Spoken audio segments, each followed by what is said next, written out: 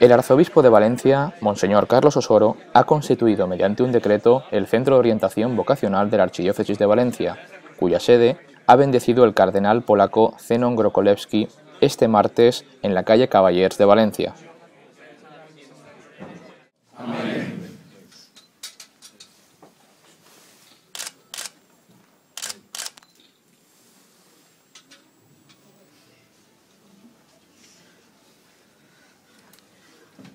Dios, que no deja de proveer de pastores a su pueblo, derrame sobre su iglesia el espíritu de piedad y fortaleza, para que los llamados por él vivan según la voluntad de Dios, con la gracia del Espíritu Santo, y se esfuercen por ejercerlo dignamente.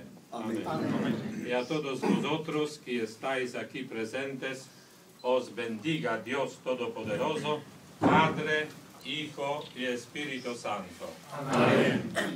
Gracias al Señor por este día, por este momento en que podemos tener esta institución, este centro, que en la historia de la Iglesia en Valencia tanta fuerza ha tenido y que ojalá el Señor nos dé la gracia siempre, si es que la merecemos, de que siga teniendo el éxito que siempre tuvo, ¿no? Para acoger aquí las futuras vocaciones al ministerio sacerdotal.